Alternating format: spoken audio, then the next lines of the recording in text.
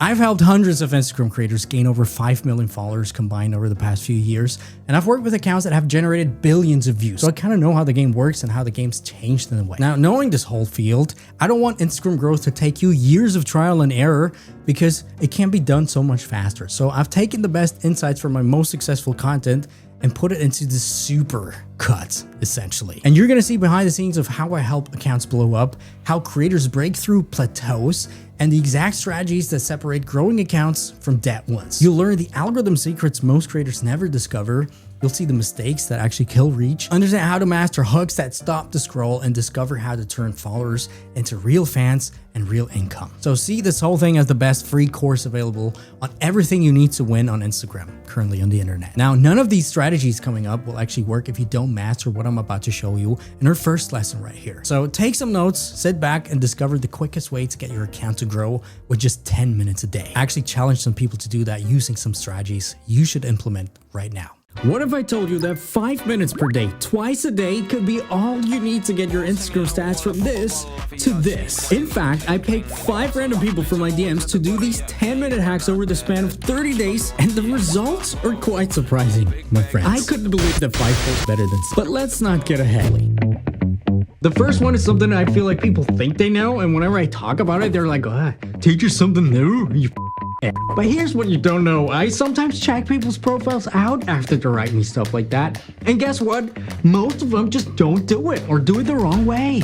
Yourself. Now, in order to know the true potential of this strategy, you first need to understand the algorithm, Instagram's algorithm in its basic core first, which is the algorithm needs to know you, who you are, what your content is about, and who your ideal target audience is in order to recommend you to a wider audience. And generally, you should know that they do it by taking a very close look at everything you do and everything you create. You know, for example, they take a look at hashtags, your content, you know, everything that's in there, and then people who actually interact with you and other accounts they interact with. And naturally, because of that, it can take a while for the algorithm to really understand what's going on, which is why you need to give some help and give the Instagram algorithm certain pointers to actually cut that learning curve by a lot. I call it the outreach strategy, or one of the outreach strategies, and it's basically the backbone of modern Instagram growth. And the rules are actually pretty simple. You find your target audience and start interacting with them. Ideally, you take competitors and start engaging with their engagers,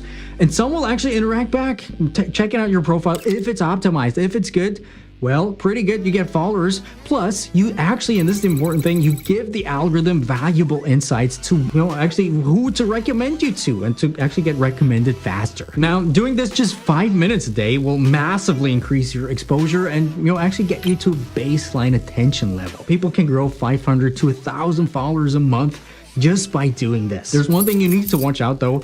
Do it rather slower than faster to not get flagged as a spammer. But if you naturally do it and actually engage with people and not spam them, you actually should be fine. So 5 days after we started just with this whole outreach method, Dominator A got a whopping 38 extra followers. Dominator B got 51, not bad. Dominator C, 7, but I'm sure they were half-assing everything. Yeah, we're gonna get to that a little later. Profile D and E also did quite well, I would say, with 42 and 48 followers reached within the first 5 days. So with 25 days left, looking at these things, we're a lot closer to our goals, right?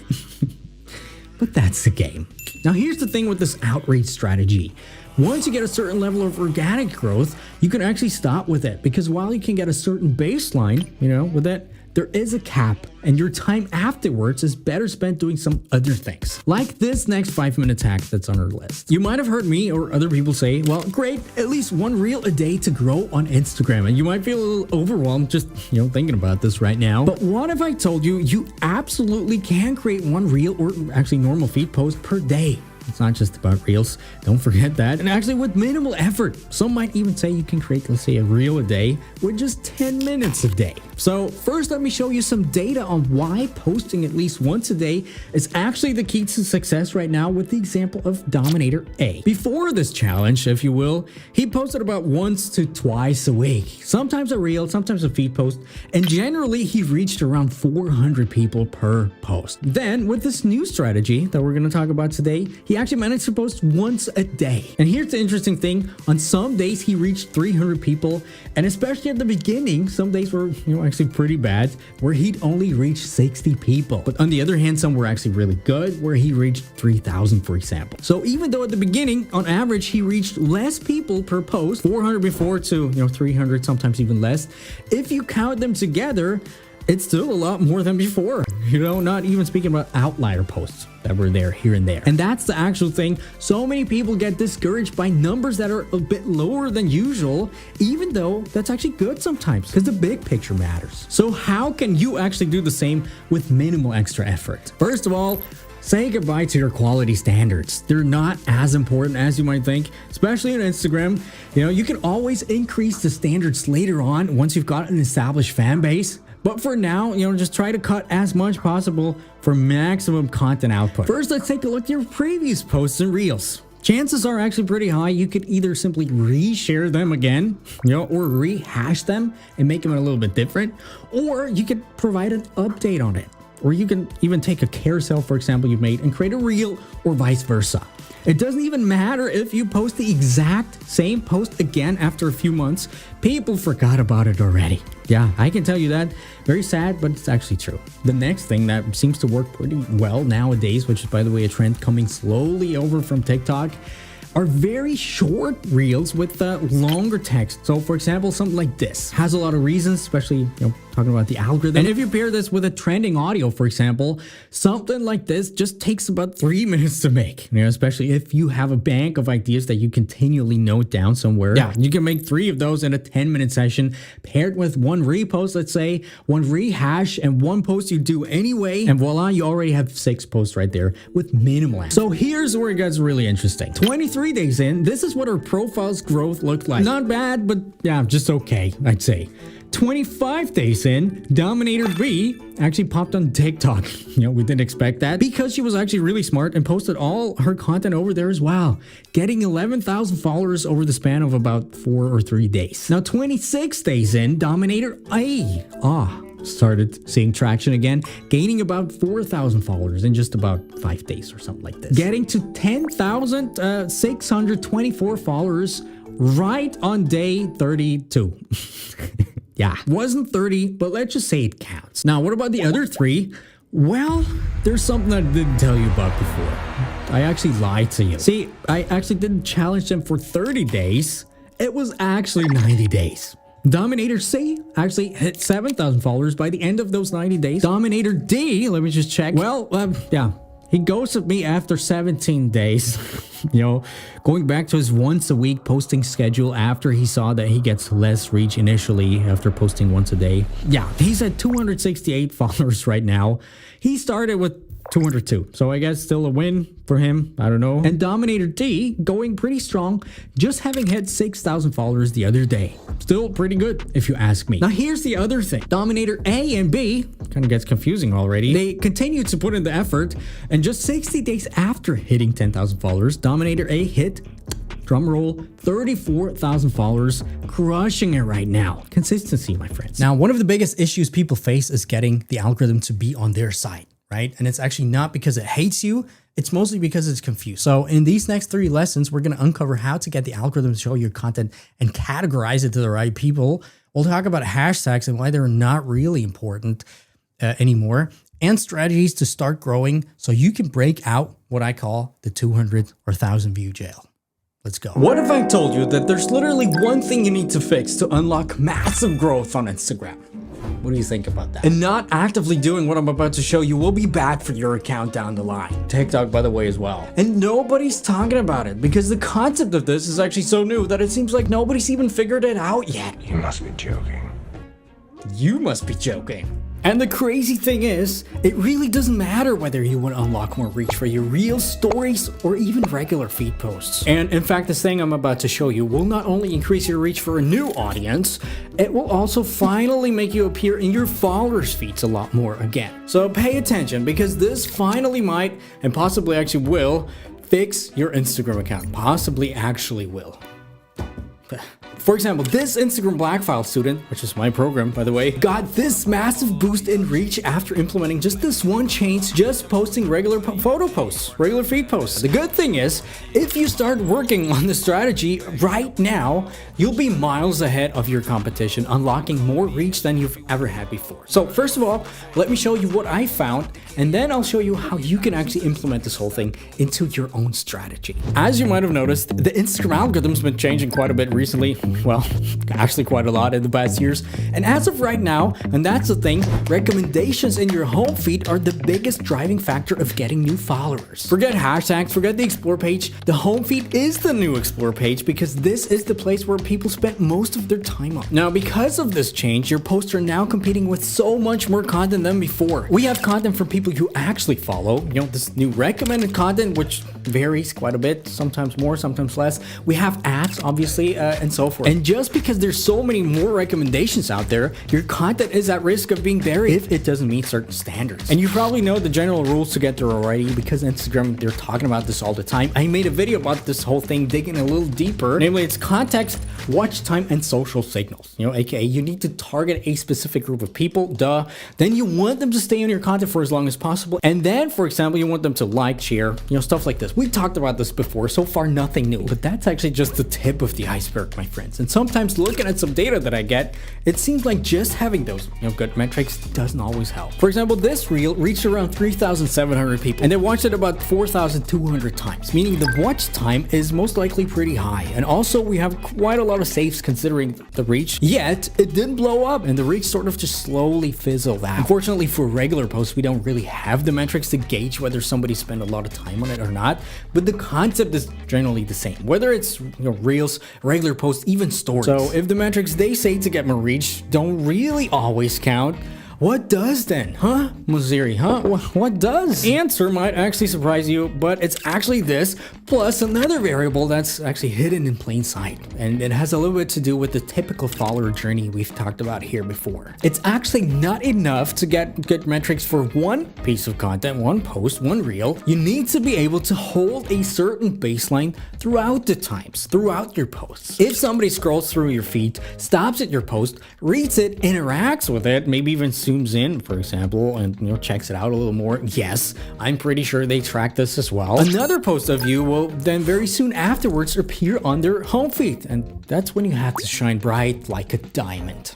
This is what I meant with followers are not really gonna matter too much anymore recently. Because if you can somehow tell the algorithm that multiple pieces of content hold a viewer's attention, that's when you hit the jackpot and get recommended a lot more. And here's where the magic comes into play. Based on some research that I did a while ago, Instagram seems to also look at the relationship somebody has with you as a creator. And the deeper, the better, obviously. And if you closely listen to what Moziri, for example, always says, recently he said it multiple times, we try to rank your friends always to the top of your feed. Now, what do you have with your real friends, ideally? Yes, a relationship, because you actually know them. And because of that, you check out everything they have to offer as soon as it comes out, because you want to know, because you're actually interested in whatever they have put out because they're your friends, right? Same thing probably with the one or two top favorite creators that you're an actual fan of, even though feed posts are dead, Dominic.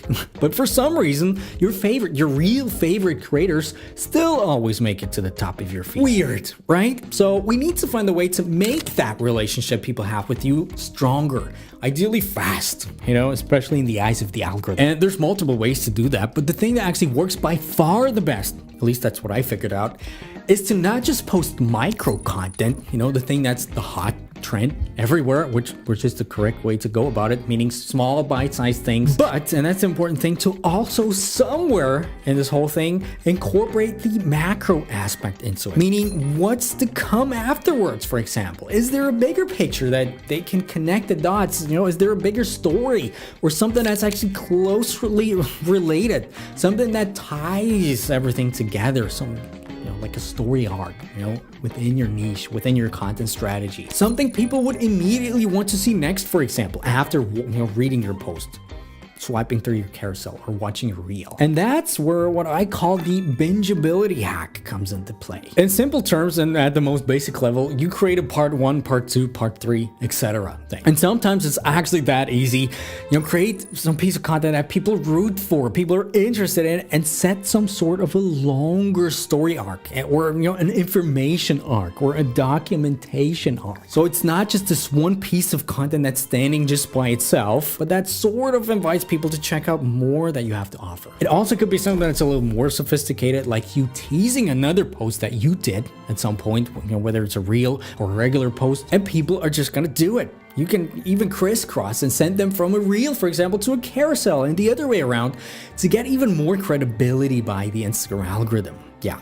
Point for another video, by the way. And this technique is actually so powerful because if a follower goes through your funnel, clicks your profile picture, checks out more content, it's effectively getting this relationship factor up, plus the watch time factor up, which just automatically gets you ranked up quite a lot more than before in their feed. Important thing, don't always do it, and don't, it needs to be natural. We talk about this in my black file a lot more. And this thing works whether it's an existing follower or it's a new person that just saw you in their recommendations. And this again is what I meant with followers are not really going to matter too much anymore, because if your content strategy is in line with what people are actually interested in, and if your content has this certain quality to it that we're going to up automatically by implementing the strategy, you're going to get recommended to the right people anyway. Doesn't really matter if they follow you or not. Of course, it matters a little bit, but now before we get into the next lesson, which is going to walk you through one of our frameworks getting you to 10,000 followers as fast as possible, if you've watched some of these lessons right now up until now and you're like, well, Dominic, I understand, but I still don't completely understand how to implement these things specifically in my situation. How can I build a data-driven content strategy? What should I post? How can I become profitable basically as a content creator that's not just a copycat, for example, and stuff like this? Well, you're not alone. Most creators actually feel that way at some point or another, which is why in my creator mentorship, we don't just give you a cookie cutter template, basically. We actually sit down together with you and help you over the course of multiple months build a completely personalized content system based on your niche, your needs, your personality, very important, and your specific goals, because your strategy really depends where you actually want to go. So we literally sit down with you and analyze your content, identify what's working, what's not working, right? And then we're going to create a roadmap together with you that tells you exactly what to post, when to post it, and how to turn those posts into actual revenue at some point, and fans and people who are actually there for you, setting yourself up to be one of the best creators in your industry. Now, applications are now open. We can only work with a handful of clients each month. So, just take a look if we're open, but the link is down in the description. Apply, fill out the form, hop on a call with us where we actually take a look at how and if actually we can help you.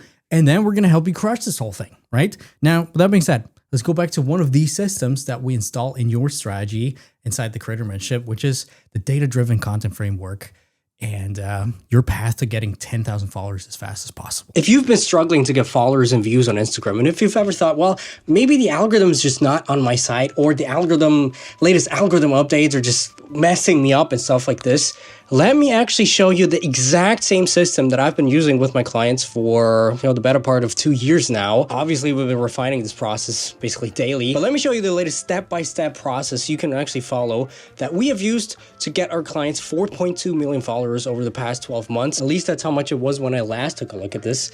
Obviously, it's been a lot more. Just yesterday, there was another client hitting 100,000 followers. The other day was somebody hitting 500,000 followers. Oh yes, but you get the idea. These are just a bunch of screenshots that we've just recently gotten. As you can see, well, it's just basically recently with our clients. I could scroll for days at this point already, but I don't want to toot my horn, actually. I just want to use this whole thing to actually make you figure out and make you understand that Instagram is far from dead. And I honestly believe, especially if you want to monetize and build a strong following base right now in 2024, Instagram is the strongest platform out there, especially for short-form content. Now, the way we've been able to do this, right? Because there's a lot of gurus out there who are just talking about this one strategy and this one thing that just works well and stuff like this. Yes, obviously it might work for them, but I've been working with clients for the better part of 7 years now, and I have seen the game change so many times, to be honest. And if there's one thing I can say is that, well, there's not one strategy. There's actually some things that might work for one person, might not work at all, might actually mess up the other person's account. And this is where my strategy, our strategy from my agency basically right now, the Creator Mentorship, comes into play, which I call data-driven content marketing, data-driven content framework. Because here's what's up. Again, if there's one thing I've learned over the past years, you just need to take a look at data. We don't want to do hope marketing. We don't want to just throw a bunch of content out there and hoping it will stick. We actually want to throw a bunch of content out there. First of all, hoping it would stick. But, and that's the important difference, we want to be able to analyze which one of them stuck, and what are the insights that we can actually take away from this whole mess that we created. Now, in order to do this whole content marketing framework, well, it's not so beautiful as I thought it would be. We obviously need to get all the way down back to your inner core, back to what you are and why you even want to become an Instagram creator or a content creator in the first place. Because I see it a lot. Lots of clients come to me. They're like, well, I just want to get Instagram famous, for example. I just want the internet to give me internet points, invisible internet points that are not going to buy me anything at the end of the day. Well, fair enough, right? There's also a way to get that, to just be cool among your friends, but obviously that won't buy bread at the end of the day, or a Lamborghini.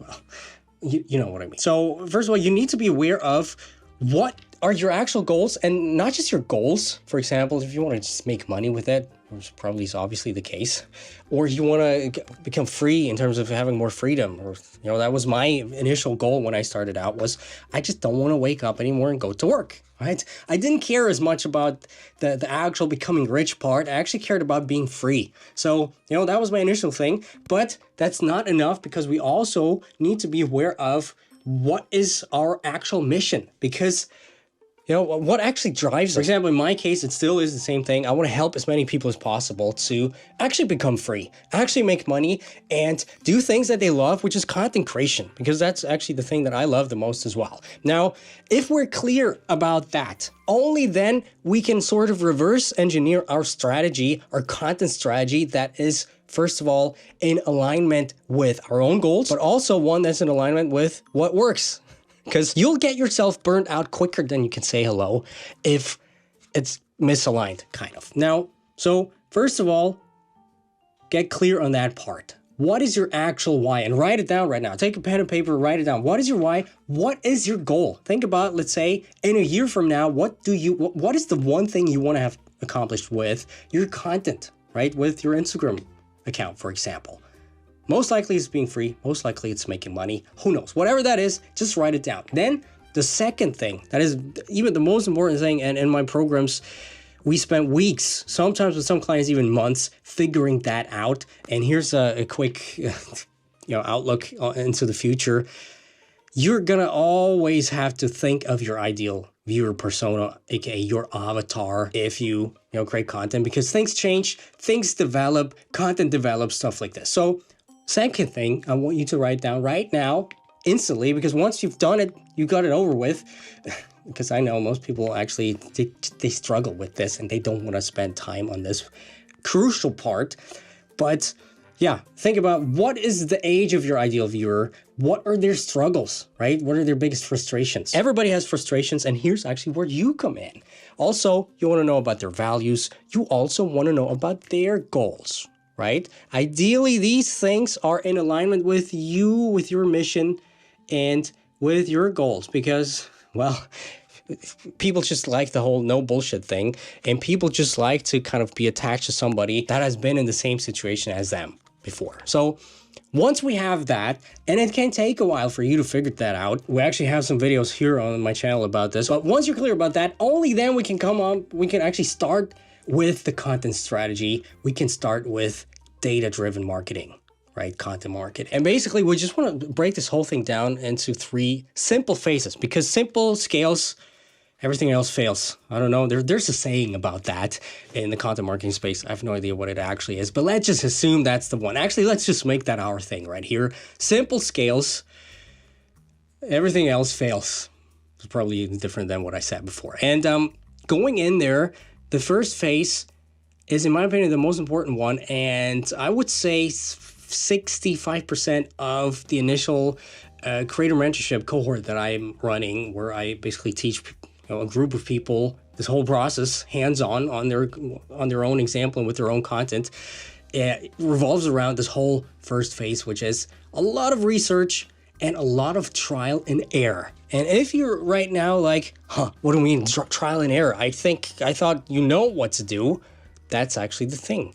We don't know what to do until we throw a bunch of stuff out there, because every audience is different. Every creator is different. And, sometimes even though you have the same audience, the way you create content, the way you package content, the way you kind of, strategize your content could be totally different for you that it works, because people just feel the way some things are natural to you or not. And these are the things that actually make the difference in the grand scheme of things. But don't get confused right now, because let me actually show you what to do in this first phase, step by step, so you can have actually 10,000 followers as soon as possible. Fun fact, this whole process actually, it is basically the same whether for the first 10,000 followers, for the first 100,000 followers, actually for the first million followers as well.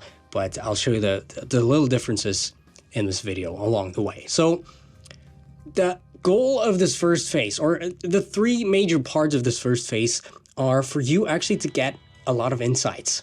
First of all, you want to get industry insights about what's going on in the content world inside your industry. So basically the macro level of things, because you want to stay on top of it. You want to know what content generally is going on in your niche. You also, if you're actually a good creator, you also want to know what content is actually going on generally in the whole content creation world, platform-wide, but also outside of your main platform, which is Instagram in this case. So that's the first thing. You want to have this overview, and we're going to use the whole research to get that.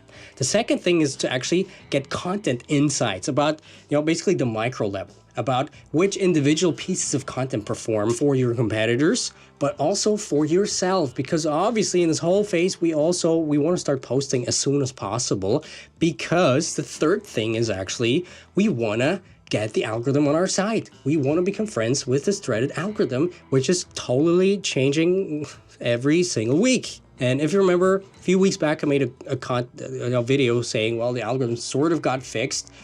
Well, we're going to have to make another video about this. But it's a little more volatile than it used to be before. So if your content, if your reach is down generally in the past 2 to 3 weeks, it's down for everybody. Don't worry about it. We'll get over it. And this actually gets me to the next point right here. This is normal, and this is why you need to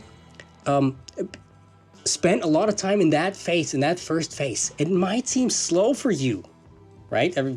Just being in that phase. I'll tell you in a second what to actually watch out for. But this is actually for the better part, for the whole long-term thing. I'll show you in a second. But just be aware that this whole first phase can and most likely will take weeks, if not months.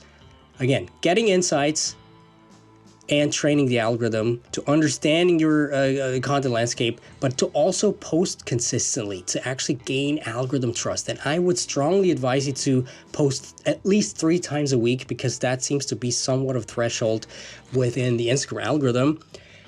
I have seen some special cases among my clients where they post less than that, 1 to 2 a week, and it still works. Still at the beginning, obviously, because most likely you're not the best content creator yet. You don't know a lot of things about hooks and how to package content and how to script your stuff. Obviously, the more you create, the more you learn, and the more you actually get ahead with this whole thing. So you want to basically maximize the output as much as possible, not just for the algorithm, but mostly also for you. And then also, just by doing that, and I'll show you how to do that in a second, the other goal to doing that is actually to create a back catalog for potential breakout videos, and which will be, hint, the phase number 2. Because at some point, we want some of the videos to kind of break out and give us some spikes in viewership.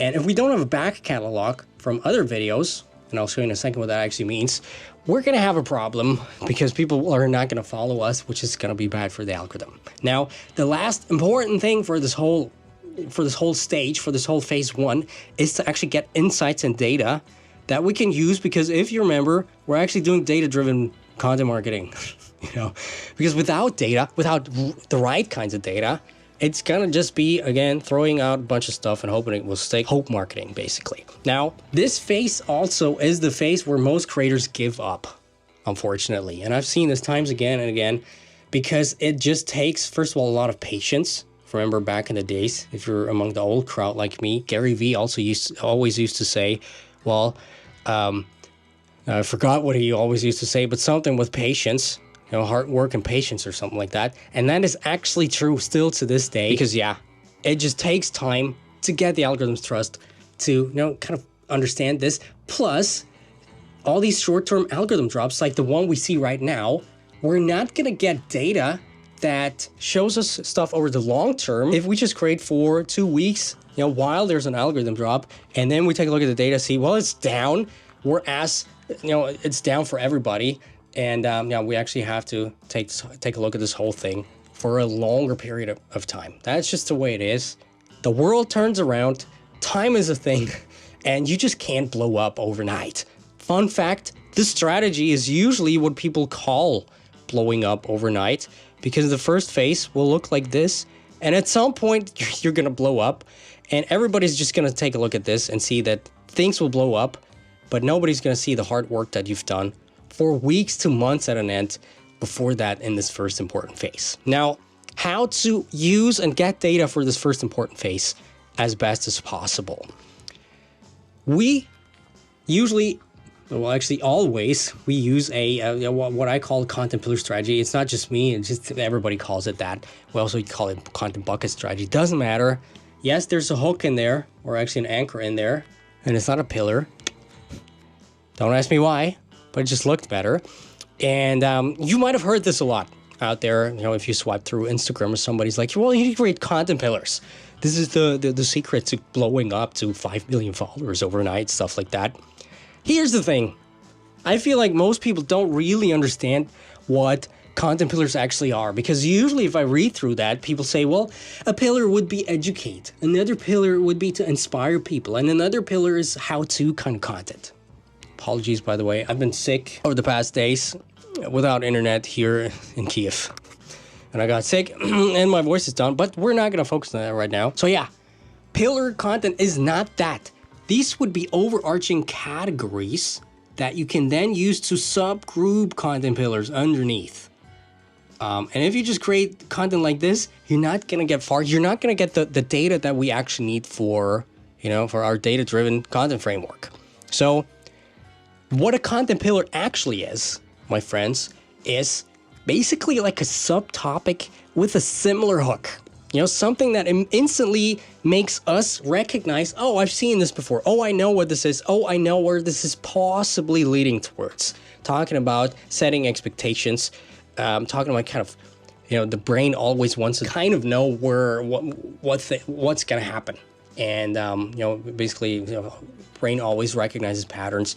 And by having that, you make it a lot easier just for people to instantly recognize and instantly set an expectation what's going on, as well as, bingeability. Ideally, you want, followers to take a look, find one of your videos, and then watch your whole catalog through. And it's going to make it a lot easier for them if they have pillars. If they see, oh, I've seen that, I want to see a similar video to the one that I just saw before, and then watch through all of them. Here's an example of how content pillars could look, actually from one of our clients from the Creator Mentorship. Great job, by the way. And you can see it, it did fairly well, I would say, but you can instantly see that this is similar content. First of all, it's a very unique visual branding style, visual identity style that is unique to the creator. So if you see this, or if you see just two of them, you instantly know, well, this is this creator who I've seen before. Also, the first frame hierarchy, you can instantly, you just can't recognize what's going on right here. Well, it doesn't look good if I draw in there, but you can see two things: some hook, text hook in the front, and some comparison and sort of like a meme character going on with some emotion, stuff like this. So that would be a pillar.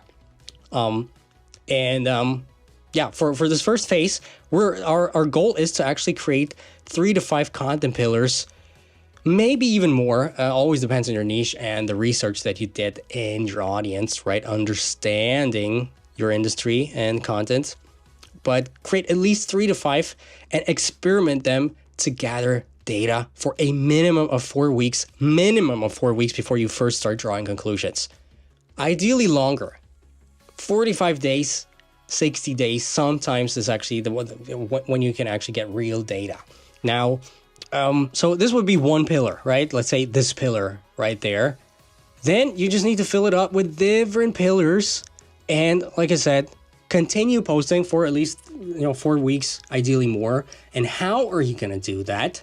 Well, the easiest way, at least at the beginning, is to kind of take what we said here, take the content insights from our industry, and basically recreate similar content right there. This is actually a funny example because I think this post recreated their account, their post. But then again, it's just, you can kind of see what's going on right here. Well, Rolex, Day-Date, Rose Gold, Olive, 2 years ago, this price, right now, this price, we can see it's validated, it has 4,000 likes. And then we can try to find a way to wrap it around our own brand identity, our own style, or just, if you don't have a style yet, just experiment with that. This is what this first phase is about.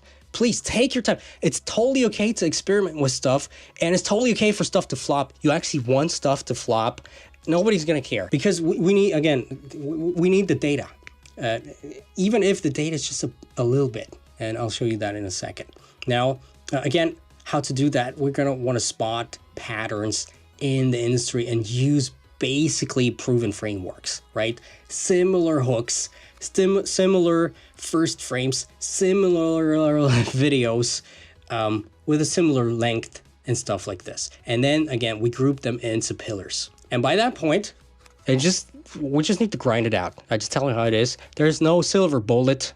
There's no hack to help you out. There are some small hacks that might help you out, but actually there's no real hack. Don't worry about that. Don't worry about hashtags, okay? Just don't worry about them. Use them a little bit, again, to, like I always say, to tell what's going on. But for example, this creator who has a lot of views, basically, and by the way, this creator started from 0, and within, I would say, a month or something, this happened. They used a maximum of 1 hashtags per post. Some of them actually had 0. Just putting that out there. And that was recently, right? So it's not some old story. Okay, now, coming from the content pillar strategy, posting, grinding, trying different pillars. And again, we need to be consistent with the pillars, right? Also for the data later on. Let's say about 3, 4, 5 weeks later, we want to first start to track our data of these things. And we want to take a look at, well, maybe we can spot some pattern, whatever that pattern might be. Like I said, could be the hook, could be the length of the video, could be the style of the video, could be, whatever that is. But before I tell you what that actually is, let's go on to phase number 2, because to be honest, it's not like phase number 1 and phase number 2. It's actually phase number 1 is kind of swimming through phase number 2, if you get what I mean. We're just going to delete that for the algorithm, but you know what I mean. So it's kind of merging together. That's what I wanted to say, actually. Now, here's one important thing, though. An issue that I see with most creators, to be honest. It's really, really important to take time with this initial phase, because if you instantly, chances are you're going to find, let's say this pillar, you create this content and this blows up within a week of you starting the account or 2 weeks of posting.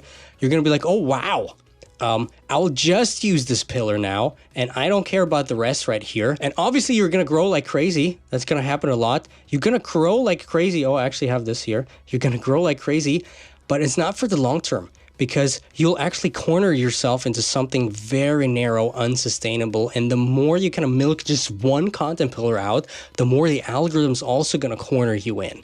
And it will be very hard to get out of it. It will be possible, obviously, but it will be hard. And if we can take a look at this, this is actually what you want. You know, if we lay this over, let's say it's kind of like this. You know, let's say this is 3 months in. 3 months in. And if we were to compare these two accounts, you'd be like, well, this account A does so much more better, has hundreds of millions of views and so many more followers, and the second account doesn't in comparison to that. But we actually want to just take a look at the long term. Please remember that. We're in it for the long term. We don't care for vanity metrics that are just short-term view boosts. Because what's going to happen with the one account is going to just start to lose steam. It's going to hit a plateau. And then they're going to call me and we're going to fix it. So this being the problem, but let me actually tell you how and how to track the analytics and how to track your your pillars, to use that whole data to blow up even more. And here's the thing. I call this whole phase the breakout video.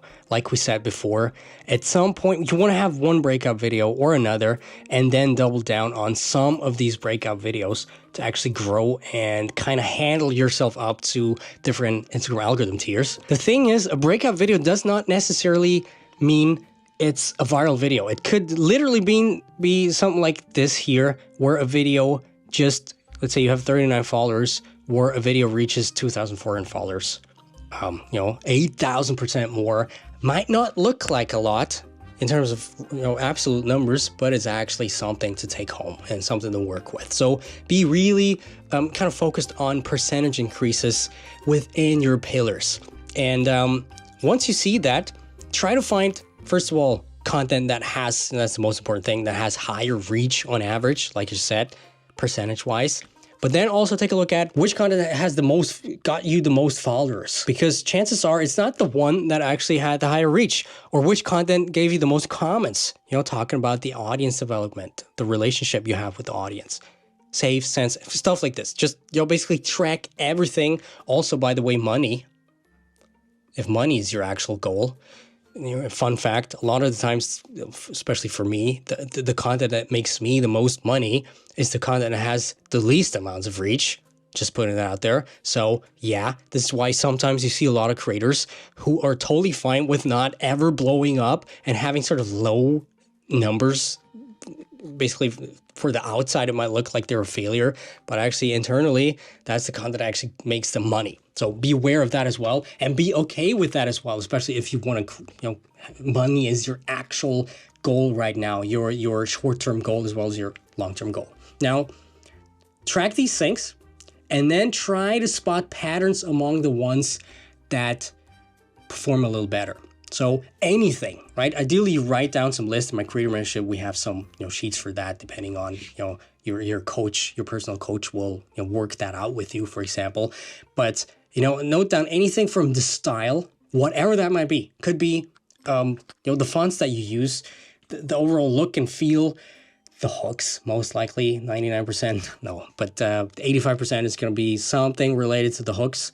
Also the length of the videos, and I'll show you some insights about the best length in terms of Instagram right now to give you followers and reach. Also comments, maybe among some video you notice a influx of certain comments, different comments. One video, you usually just get emoji comments, and one video that doesn't get a lot of views, but one video gives you very in-depth comments that kind of make people join a conversation, stuff like this. Note down on that and try to figure out what is going on here. And once you've done that, again, for weeks on end, ideally months, obviously, then it's time to eliminate some of the low-performing pillars and change them out with something new. At some point, you're going to have a system where you basically have, let's say, A, B, C, always performs better than average, always helps you. And then D and E are things where you play around, with, things that you experiment with, things that actually you use to kind of get the channel to stay fresh And these are the ones that are guaranteed to give you views or whatever that is, because there's something I call the AVC framework, attention, value, connection, right? A lot of the times, basically be aware that different content can have different purposes for you. Obviously, the majority, especially if you want to grow to 10K followers or more, it's going to be attention. So focusing on content that gives you the most reach and followers, but also could be value. For example, content, like I just said, content that doesn't give you the most reach, but gives you the most money at the end, or content that actually gives the most comments that makes followers to kind of fall in love with you, if you will, to become your friends, your actual true fans. Now, obviously, this thing is going to be the main bread and butter for you. Well, that's not the right term, but that's going to be your main thing that you need to work on. This posting pillars, tracking them, spotting patterns, and reworking them and kind of making better. There are a few tools for that, and basically most of my videos talk about these things. We're going to make a bunch of other videos about this. And also, we have a totally free community where I am inside. Some of my coaches are inside. I right now still have a free course, totally free course for you to go through in my Creator Club, free community on School. Check it out. If you're a cool kid, you will actually get accepted. No, I'll actually accept almost everybody, to be honest. Obviously. But there are a few things that I can tell you right now that just work right now. So depending on when you watch this video, these might be sort of out of date. All the other things are not going to be out of date because they've been basically the same for years now. And this is usually what most creators focus on, these hacks. What are the hacks that work? These are just small things that kind of help you a little bit, but that's about it. So first of all, hooks, obviously, we've talked about this, under the radar hooks that are not here at the top 5 lessons I learned from drinking cat piss. Well, my mind is sometimes very weird. Just came out of the blue right now. But yeah, obviously these under the radar hooks. Watch my last video to kind of know what we're talking about. Then also on Instagram, 4 to 30 seconds content just works the best right now, with an emphasis on lower, shorter. Using the M automation. Now, there's been some controversies about that recently over the past 2 weeks. Unfortunately, I still didn't have time to make a video about this because I was stuck here in the war zone, unfortunately, without internet and with a fever. And somebody took away my tooth, the doctor. Totally unexpectedly a few days ago. What a life. What a life. Anyway, also what I call the comment strategy. There's also a video that I've made about how to use comments effectively to kind of get the first sort of eyeballs to kind of make the algorithm a little bit earlier aware of your content. Also a video, I'll link it down below. And obviously there's some tools to help you with the research thing. Talk Audit, obviously for TikTok. Viral Finder for Instagram. And the most important tool is the retention curves that you have on Instagram. Yes, I'm aware if you just recently watched this, they've been taken away for 80% of creators over the past 2 weeks. Why? We don't know, because they're trying to fix something, they're trying to update something, but they'll be back. I can guarantee you that. The other thing is, this constant optimizing your content. Always revisit your avatar, always revisit your goal every, few months, just to come back and just to, be aware that you're actually still on the right track and you're not kind of going exactly the opposite of where you wanted to go because, for example, you followed the vanity metrics and the views and the followers. Might be cool, might be aligned, but sometimes you might find yourself in a situation where you're a viral creator and you don't know what to do with it because you kind of hate doing that, right? So there's that. That's the most important thing. If you just do that, you'll be fine, right? You'll blow up, especially over the course of a few months if you consistently do that. But we want to scale this thing up to be actual sustainable, to get fans who actually come back to your profile, who recognize you on the streets, for example, who buy your stuff, who are basically this last phase is the phase to make you the #1 creator in your space. And this phase is going to make you the one that people look at and copy your content, right? Doesn't matter if people copy your content because you're the OG and it's about you as a creator, your personal brand. That's the strong element of this whole thing. And recently there was actually a study from Google, right? I mean, Google search is kind of weird, has been weird lately. I'm not using it anymore. Let me know. Do you still use Google search? Because it's really gotten weird. But they call it actually the 7-11-4 rule of getting, well, that's my part of getting actual followers. They're actually talking about getting conversions and, getting conversions.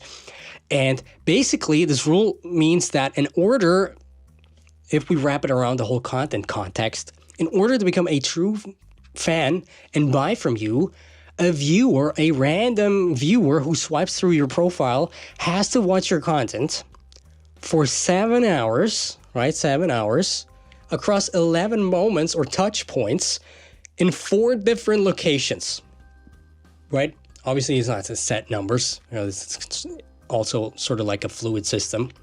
But this thing is why video obviously is king, because consuming 7 hours of content is just easier with videos. Obviously, but not only. Don't forget carousels. Don't forget just regular pictures with captions, because it takes a while to read captions as well. You can take people on a ride with a caption as well and become your fans. Put a smile on their face, stuff like this. But also, and never forget that, which is the most important thing for any creator, emails, right? And all these things, obviously. We have different locations. We have reels. We have carousels. We have stories. So important. Stories, because that's the symbol for stories. Emails. We have other social media platforms. Ideally, you also open up at least another, for example, YouTube. Maybe even long form YouTube if you're okay with that. But also, let's say TikTok or short form YouTube, stuff like this, and nurture them with exactly this system for a while. And you're going to see, you're automatically going to get fans and followers that want to buy from you, fans that are your actual fans as opposed to just some random viewers. Basically, this example. And this is why it's good to, sort of take your time, but you'll be the one that will still be here at the end of the day. Fun fact, short story from my beginnings. When I started out with this YouTube channel right here, I was basically one of many 4 or 5 creators who all were bigger than me. And so they got more, they were kind of like this example. They all blew up. And I was always like the late bloomer, the slow grower. Not in terms of the monetization, I have to say, but in terms of the whole views and stuff like this. Guess what? I am the only one who's left. Just putting that out there. Now, obviously, there's another phase, the 4th phase that is not really part of this video, but this is the actual one that's gonna put food on the table for you and mom, and at the time, every house that we. But yeah, this. Will actually be the easy way if you've been nurturing the whole other system for a while for the right time. All right, so with all that grand overview right here, let's get a little bit more into the details because you might have some questions. A lot of people, working with lots of creators, I know you probably have the first question, which is, what about the hashtags? Do they really matter? And what about the actual strategies that work right now that are approved by Instagram? Because while some of the strategies we talk about here in this whole long supercut basically are, grander strategies that just overcome the time, some of them actually only work at a specific time. So this video is going to show you exactly what's approved right now. It's pretty recent, and it'll show you what works exactly and what they're okay with. So let's get into it. Instagram just revealed what it actually takes to blow up and get more followers with their new Best Practices tab. And while there's some things you guys probably already knew, because if you subscribe here, you're usually way ahead of the curve, but they actually did clarify some strategies, for example, stuff about hashtags, engagement, and original content that will actually help you grow organically without any of these weird hacks that some other people talk about still, which is coincidentally one thing they actually mentioned. Don't use those weird hacks, aka apparently weird hacks are ManyChat automations, but more on that in a minute. So every account should basically have under their professional dashboard what's called best practices. And, this is essentially, if you click there, this is how it looks. And they really go all in to tell us what's actually important in different categories, guidelines, reach, engagement, creation. Now, I've actually had the privilege of working directly with some of the biggest accounts creators across different niches across the world, helping them build and also refine their strategies.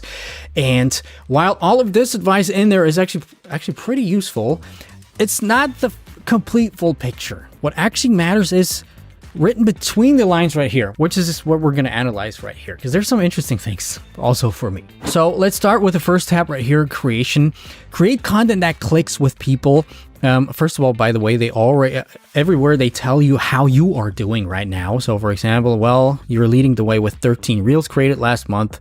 They always tell you what's going on in your account and whether you're okay or not. But the actual first important thing once we open this best practices tab is how many reels you should be creating. And again, we've talked about this here for a while now on this channel, but now they also officially state that accounts that create more than 10 reels per month usually have the best reach. Mind you, 10 or more reels per month. And they actually specifically say reels, not posts. That's just how it is. But they also mention down there, photos and carousels can also help you get more reach. So again, the focus is clearly on reels. We knew that already, just to show you they actually write that between the lines right in there. The next really important thing here is where I was pretty sure I can be like, ha, got you, Instagram. You're spouting misinformation. It's wrong. But I actually went back to check all the stats for my clients and accounts, and turns out they are right. Instagram is right in what they say. What they say is reels that are 30 to 90 seconds get better engagement and are shown to more people. Reels over 90 seconds won't be recommended to new audiences, which is kind of interesting because I thought we actually had creators that had 2-minute reels that blew up. And it's true, but that was months ago. And over the past 3, 4, 5 months, none of them actually. And here's just one example from one of the best performing reels from one of our clients. 1 minute 30, 90 seconds to the point. Exactly. 4.2 million views. Actually, it has 5.7 million views because, there's also the Facebook views that are not being counted in there. But there's that. It's also clearly something where I think they go against this 5-6 second trending reel approach where people just hammer out these 5-second videos that don't really have anything to add. This actually brings me to the next point that a lot of people are asking constantly in my programs here in the comments. And I've been talking about this and telling you guys this for probably a year or more, but now they finally have confirmed it officially. We're talking about hashtags. They say only use relevant hashtags. Obviously, that's what we know. But when you dig a little deeper and scroll all the way to the right, there is a video called How to Use Hashtags from Carly Lynn, who's part of the Instagram team. And she basically says you shouldn't use more than 5 hashtags, which is essentially what we're been talking about for more than a year. Again, if you subscribe here, you're always ahead of the curve. But also, and this is the actual great interesting news here, is finally officially been confirmed. Yet another win for Team heyDominik to predict correctly way in advance all of these things that broad hashtags such as hashtag reels or hashtag explore can actually hurt your reach, and by using them or the wrong ones, you will actually get less views. You guys just didn't want to believe me. I've actually had fights with some corporations, big corporations. If you probably know them, I can't mention them, but yeah, who use these hashtags, and they tried to force me to use them for some of the clients. No, we got it now in Technicolor, black on white. No, but you know what I mean. We got it now, officially confirmed by Instagram. Don't use these broad hashtags. Be very deliberate with hashtags. We have actually a video about hashtags, how to use them. Some interesting intel that I figured out from our clients, linked down below there or after this video. Last thing about this creation tab, just, we should know that you should keep it high resolution. People tend to engage more with high quality content. And the creator mentorship cohort, we've just gone through this whole thing. Your content needs to have a minimum viable content quality, production quality. Below that, it's not going to get recommended. Below that, people are just not going to engage with that. And sometimes if your content quality is actually too high, meaning it has like a gigabyte or something for a 30-second reel, it will get compressed and then it actually looks worse than before, and then it doesn't hit the minimum viable threshold of content production quality. So be careful with that. Just one other small thing, because I'm a nerd again, and I have to just mention that. Have ADHD or whatever. They say they should have a minimum frame rate. Reels should have a minimum frame rate of 30 frames per second. Just one insight, well, I believe them, but this video that I showed you from before with more than 5 million views, and all the other ones from this account that had consistently blow up, they have 25 frames and not 30. So it's below that minimum 30 frames. Now, the engagement tab, basically, we know that focus on deeper engagement, how to do that, creating cool, interesting videos with a purpose and with some substance. We always talk about this. They also talk about sharing. We all know this. But one thing that's kind of interesting is that they encourage you to reply to comments within a couple of days. So don't reply to them after 2-3 weeks. Seems like replying to your comments after a few days will help keep pushing the reels out a little longer than usual. Now, engagement tab, nothing really new, but here's where it gets interesting. If we go to the reach tab, it's actually a very interesting point that comes up all the time, and I was actually coincidentally just talking about this in one of my creator mentorship mastermind sessions the other day, because people always have this question. If one of your posts or reels underperforms, will subsequent reels get less views because of that reel underperforming, if you know what I mean? The answer is strictly no. I personally actually have tons of data on this. For example, we've had a client who've had hundreds of thousands of views on each reel consistently. And one time, instead of 700,000 views, they got 20,000 views, right? And clients went crazy, obviously. Everybody would go crazy. It was like, what's going on right there? We went back to check. And usually when we go back to check stuff like that, it's the content. People just get lazy. People don't put as much effort into the content anymore. And most likely it is the hook. In this case, it was the hook. So point being, next time this client posted with effort again, with putting a lot of effort in again, they went back right up to their usual numbers, 700, 800, 900,000 views. So there's that. There's no penalty. And we actually have a lot of clients where the reach really fluctuates a lot from super low numbers to super high numbers after one another. And in my opinion, that's actually a good thing because, first of all, we need that for our data-driven content framework, because we need to understand what works and why it works, and then maybe we can find some stuff out. But also, sometimes just the maximum views metric is not the one you actually want to focus on at all times, because it might push you into a different direction if it doesn't align with your goal. Or sometimes you were going to figure out, and that's actually a thing that happens a lot, is that the low views content might help you sell the most of your products, for example, or get you the most revenue, which is the case for me here on this channel, for example. So there you go. And if we scroll down again, Shiru actually confirmed this. She said that posting bad performing content won't mess up your algorithm stats. The algorithm takes a look at each post on their own, and it depends whether this post is actually good or not. And cool thing for you, because this means you can actually experiment way more. And you can try out a lot of more things. Now, if we go ahead, next tab is the monetization tab. We're not even going to talk about it because it's bull. You're not going to get rich with that unless you have tens of millions of followers. Doesn't matter. We're not going to focus it. But lastly, in this general guidelines thing, there's two super interesting insights that we actually get right here.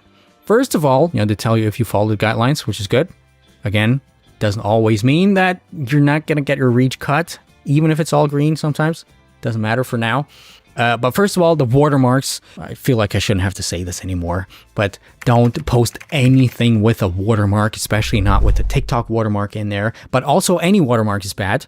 Also your own watermark. Some people do that. Bad. We have lots of data. They will suppress your reach. But there's one thing that answers one of the most asked questions that I got recently. And again, what a surprise. I have figured this out, obviously, months ago already because of all the data that we have coming from all of our clients. But you probably know that you're not supposed to post unoriginal content, meaning content that somebody else has already uploaded before. And if they find a match, right, if you post exactly the same piece of content again, the repost will get taken down. And Instagram will just not like that. They will also flag your account if that happens a lot. Obviously, this is only true if you don't alter the content in any way. And if we again scroll down there, Andrew from Instagram specifically mentioned that, for example, memes, if you alter it in the form of creating a meme of something, it should be fine. Not saying you should post memes, by the way. Ideally, you don't post memes. Crap. But you get the idea. But here's where it actually gets really, really interesting, because he also answered one of the most asked questions, which is whether you can repost your own content, from your own account, and whether this will actually get flagged. And the answer is a clear no. It will not get flagged. You can repost your own content as many times as you want without running into any problems. In fact, we're actually doing this a lot with some of our clients. If they have already a good content bank and post consistently, after 2 to 3 months, it's a very valid strategy to simply repost old, high-performing reels, sometimes even not super high-performing reels again. Sometimes I'll alter it, sometimes to really take the same post and repost again. And sometimes these reposts on the same account perform even better than the first time around. So again, we've been talking about this for a while, but finally Instagram has officially confirmed that, which is very cool. Now, the last big thing, it's kind of complicated, and I'm still doing research on that as we speak. Basically, engagement bait. He said that you shouldn't tell people or bait people to comment with a specific word. Now, where have we heard this before? Most likely in the sense of ManyChat automation posts, which used to blow up like crazy. Well, not so much anymore, and we can clearly also see that in our data. If you kind of bait people to say, well, comment the word X down there and you'll get my new PDF guide or something like that, a lot of times content like this will not get recommended as much anymore, usually only to your followers right now, and actually a small portion of your followers only, which is kind of a bad thing for ManyChat. Because usually 5 months ago, you had to have a 5-second Instagram reel and with some comment X and it'll send you this with some cool hook. And then it blew up almost all the time. Yeah, these times are over.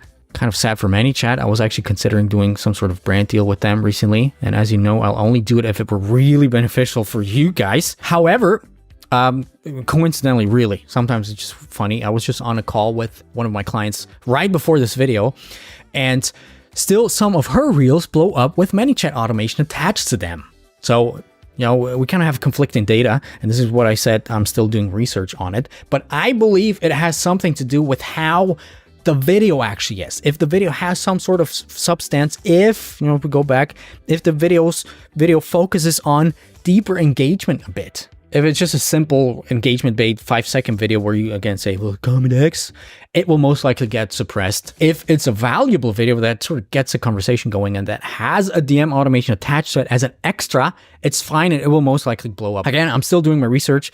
I still stand by my word. ManyChat is very, very powerful. It's actually been responsible for literally hundreds of thousands of dollars over the past few months of revenue just through Instagram, through ManyChat, for some of my companies as well as some of my clients. So there's that. All right. So now that you got the full overview of this, let's go a bit deeper and let me show you how to take your newfound algorithm friendship and get people to actually follow you and build a connection, a relationship with you. 90% of creators that I see have the very same problem that keeps them from getting more Instagram followers, which is struggling to convert viewers, or generally new people, into followers and eventually fans. And generally there's one fix, which is something that I call profile and audience journey optimization. Basically deconstructing the funnel that people go through consuming your content and then trying to maximize the takeaway on each step. So to take a look at this problem and to make you understand how you can actually optimize your Instagram profile for real organic growth, I took a look at one of the hundreds of profiles you guys have sent me in, because it seems like it's a pretty common threat among you guys not being able to convert new people into followers. So 1, 2, 3, take my hand and come with me, because you look so fine that I really want to make you mine. Now, if you think about it, there's generally 3 ways for people to follow you, sort of like the follow journey on Instagram. Number 1 is what I call the feed scrollers, who basically hit the follow button immediately inside Reels, and they don't really check out your profile, at least at first. Now, this is why some people grow quite a bit on TikTok as well, or on Reels, but generally this results in a way lower audience relationship, which can be fixed, by the way. We're gonna talk about that in a minute. Number 2 is what I call others. Yeah, I'm very, very creative. Basically, others who want to see what you have to offer. You know, first, before hitting the follow button, check out your profile, your other content, which is why you kind of have to see this whole thing as a transaction. Your content, your profile, and all of these things actually being the product, and their payment being the follow. As simple as that. And number 3 is something that we're not going to talk about today. Basically, it's if your profile or content gets shared by somebody else, which is a crazy signal for the algorithm. Like I said, we're not going to talk about that right now. Now, obviously, you have all of those 3 come together, but let's first take a look at number 1 a little bit closer. The Reels feed scrollers. Sounds like an awesome 80s band, huh? Oh man, I would have loved to be part of them.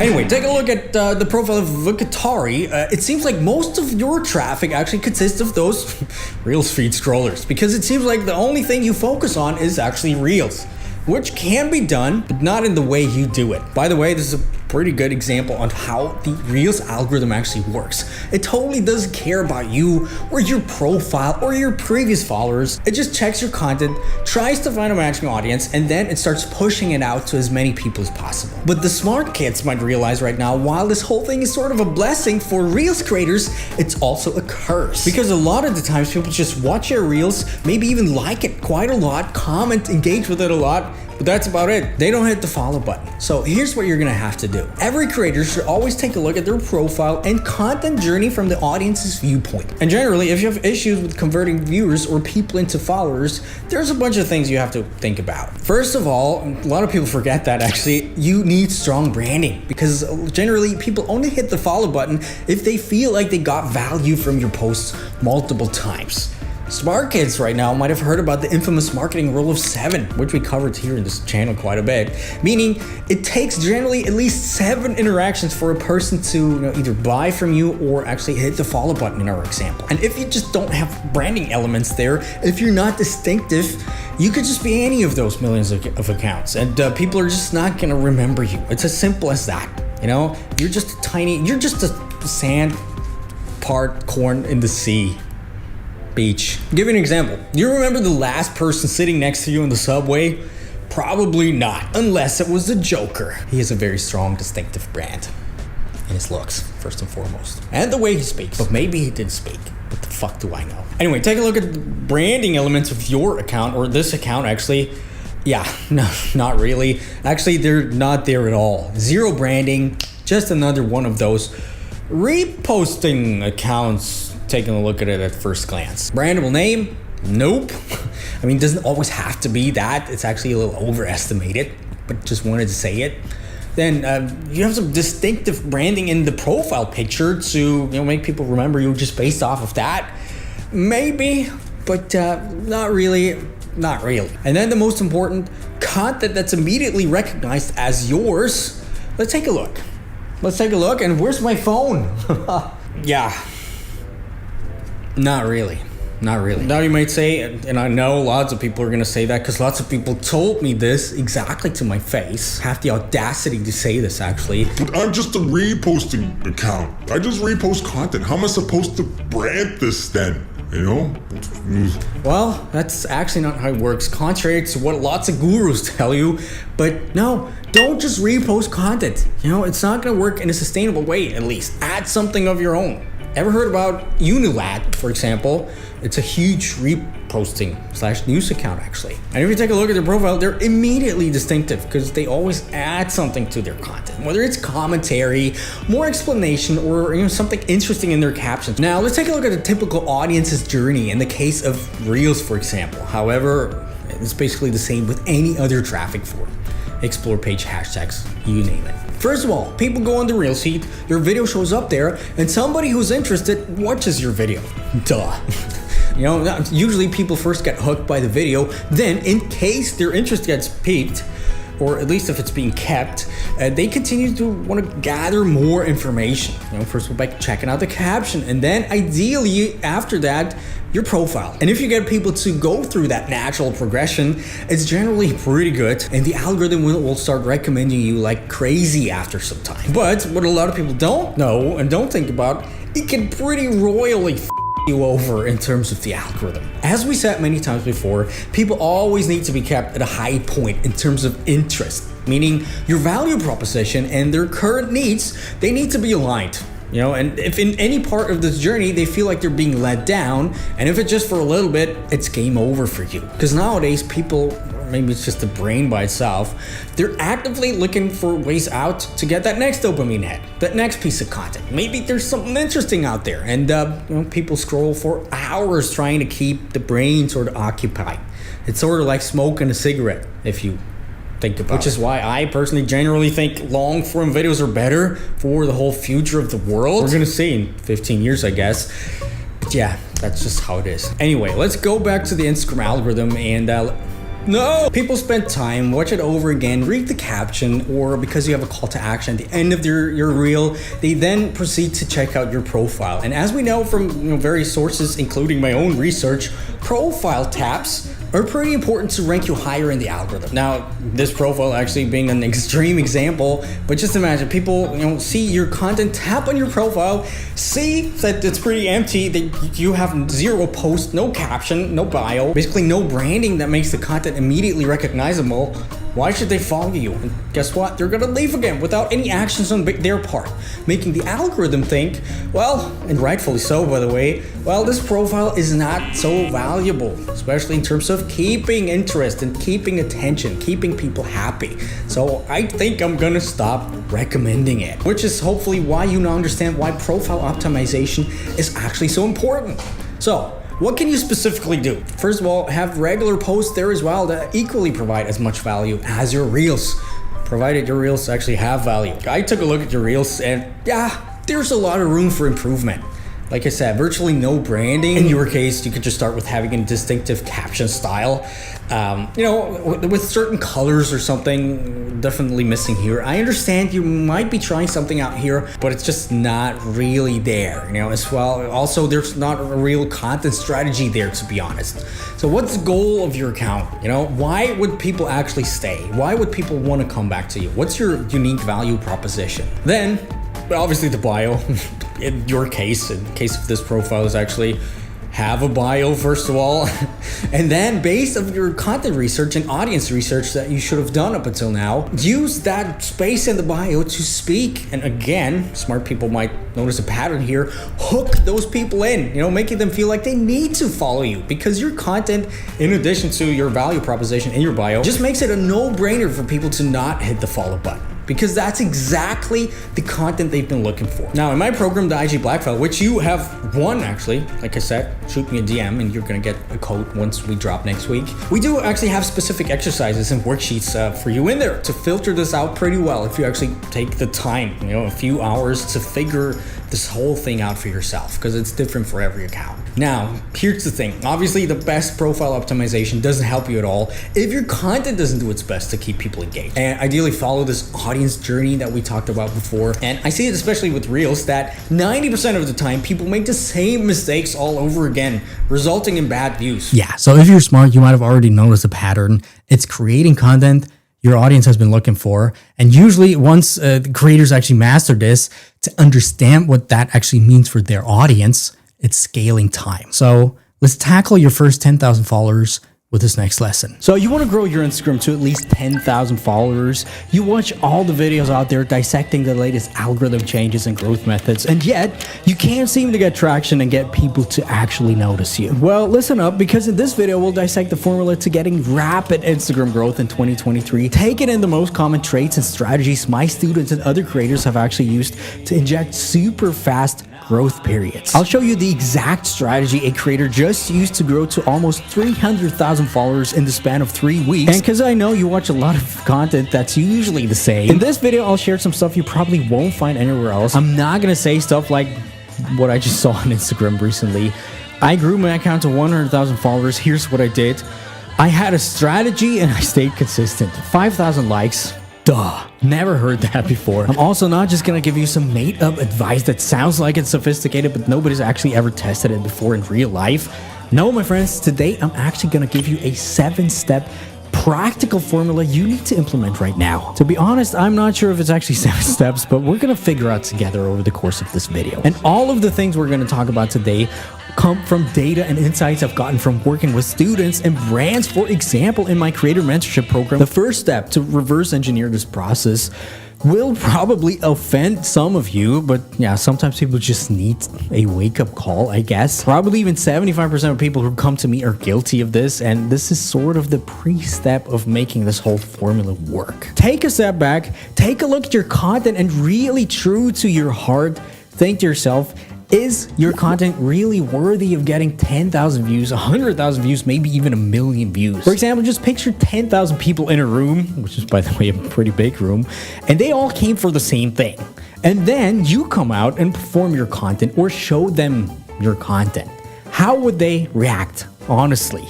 Would they laugh at you? Would they think it's some amateur style? Or would they think it's boring? Or maybe they think it's great and it's actually the actual thing, the very thing that they came for. And taking a look at the fastest growing creators, the bottom foundation, if you will, they all have is that an outside person who's never seen or heard of them immediately recognizes them to be a creator with a purpose, meaning it's not random content at all, ever. And it also has sort of a minimum viable content quality, which is, by the way, true for all platforms, not just Instagram. I mean, just take a look at some of the recent profile review requests that I got. By the way, you can just sign up down below in the description for free somewhere. If you're one of them, hello. Here's the latest request that I got.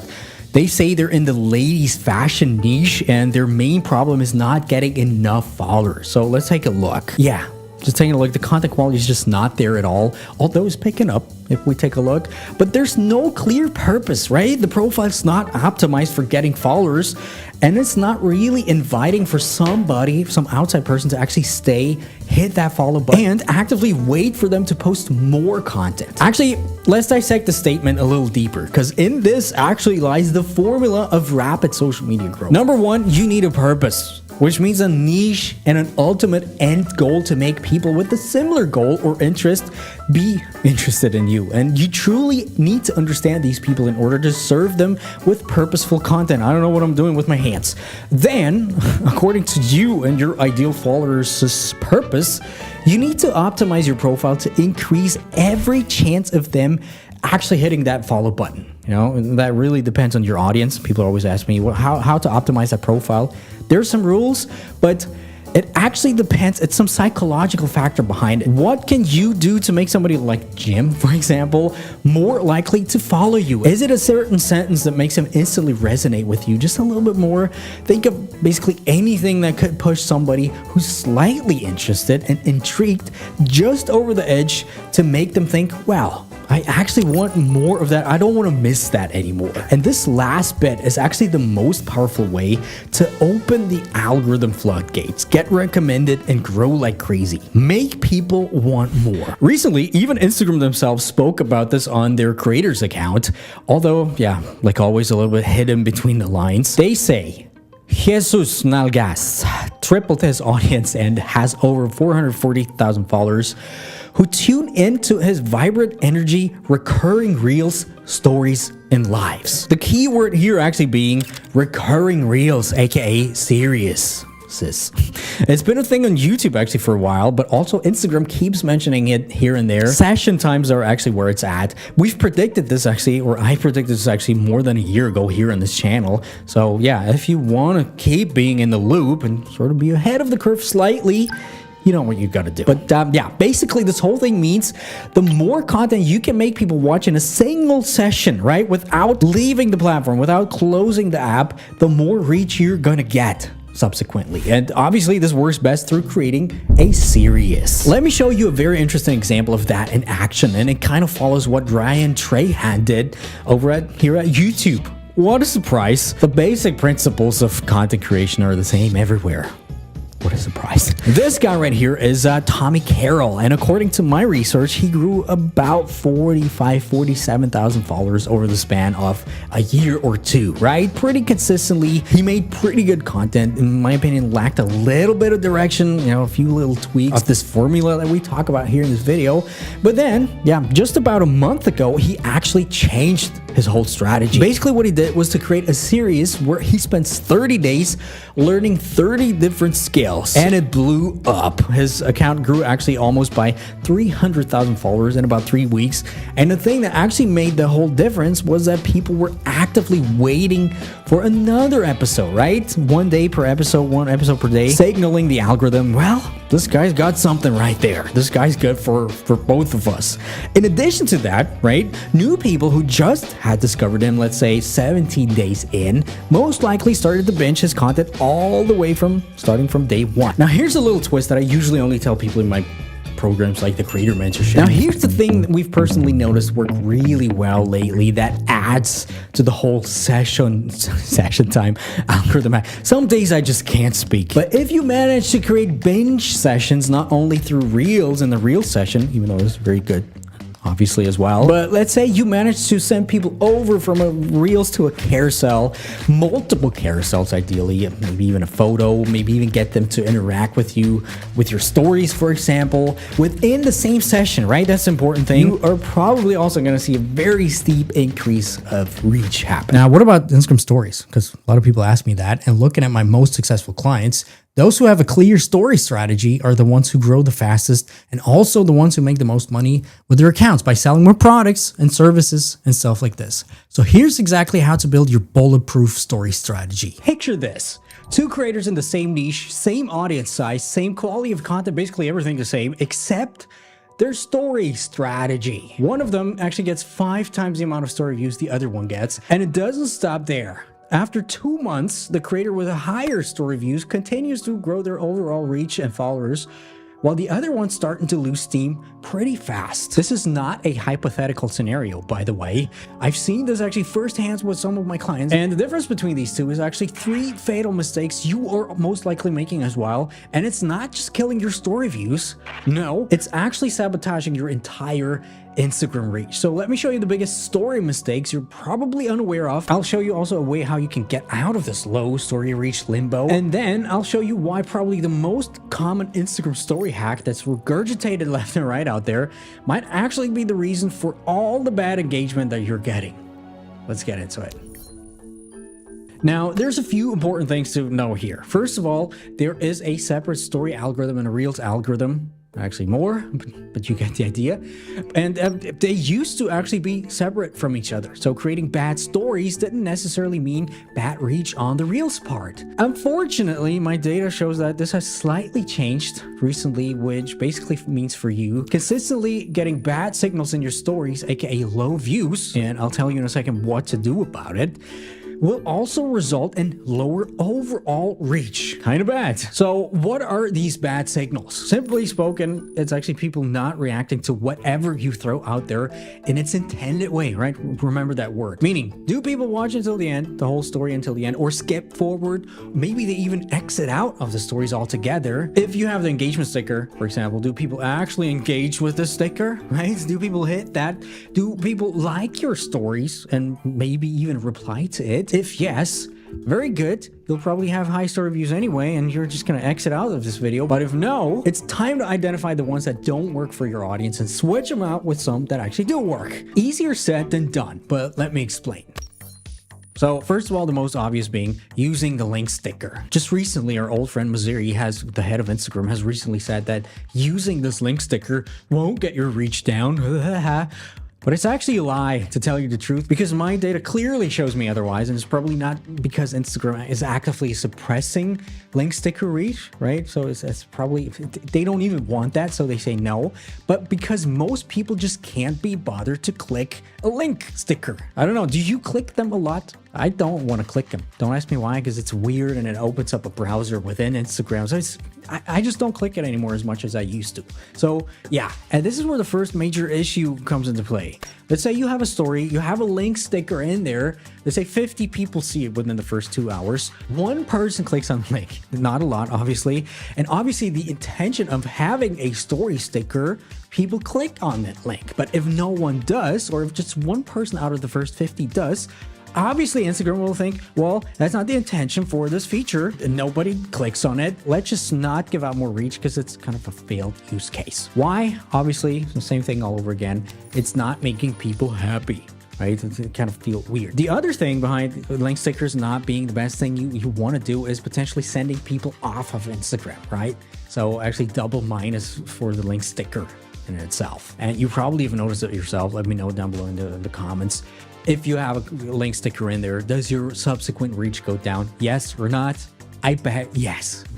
Anyway, so there's one thing that actually does what the link sticker is supposed to do, and it helps more than, well, more than good, whatever. It's actually plugging in some DM automation into your content. So your story, for example, instead of using a link sticker. I'm sure you've seen it. I actually use it a lot. Basically, in your story, you say, DM me the word X or comment the word X, because X is actually a word, and I'll send you X's or I'll send you this, whatever it is. And by actually plugging in some officially endorsed software like ManyChat, the one that I actually use, you can actually automate that whole process, and it's not even bad. It's not considered to be a bot, quite the opposite, right? Because whatever you want to send out, let's say the link in this case, automatically gets sent from your account to the people replying the trigger word. And here's the very important thing, just implementing that alone helped the account, the creator from before, stabilize their story reach again, because this actually does multiple things. Let me explain. First of all, nobody directly gets sent away, right, from the content.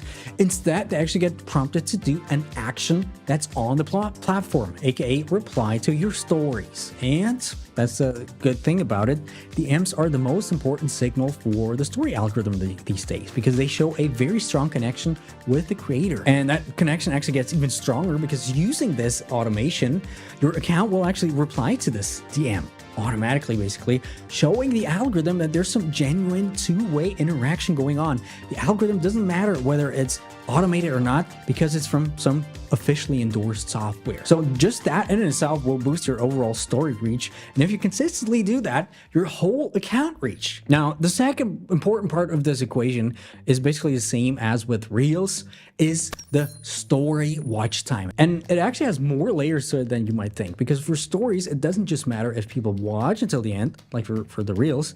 It also matters whether people skipped it or even exited out of the stories altogether. So you actually want to optimize your stories for retention as best as possible as well. And I'll actually show you a way how to actually identify this in a second. But generally speaking, same rules basically apply as with Reels. If you speak in your stories, make sure you have captions or at least some sort of summary / hook type of text, just to make people turn on the audio and take a look at it, just to make people see what this whole thing is about. Because also, you know, you might not know it, but most people actually watch the whole internet without audio on. The other easy quick fix is actually not having ultra long stories, right? People just don't have time for that, especially for these low effort type of stories. Low effort, and you know what I mean? Should be low effort, but you get the idea. In fact, I would even say that 15-second stories are most of the times too long for Instagram. Don't even think about creating 1 minute long stories. That's a new feature. It's not gonna end well. Just don't. So how do we actually know which stories get the most retention or get people to exit out the most?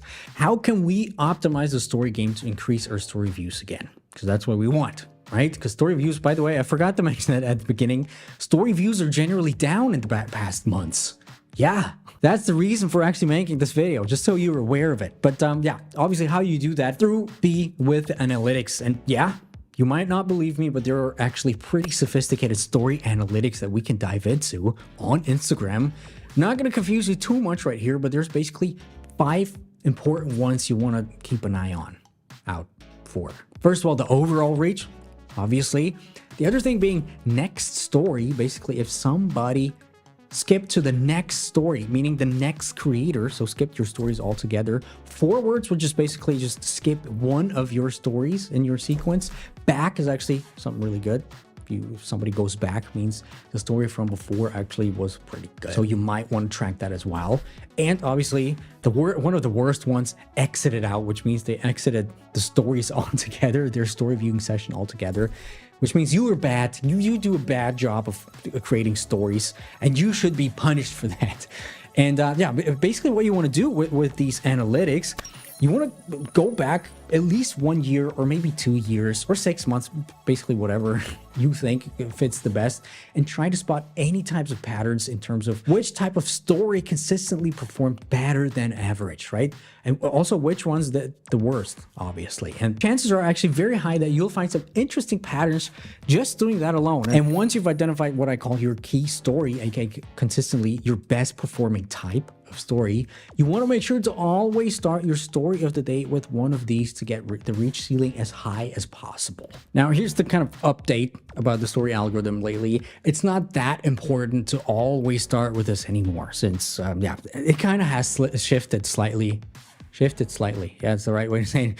And you'll actually notice story views will trickle in throughout the whole 24-hour period. But it's still better if you kind of keep an eye on that. Now, tracking the reach and actually knowing how to track the reach is actually just a small part of the whole story game.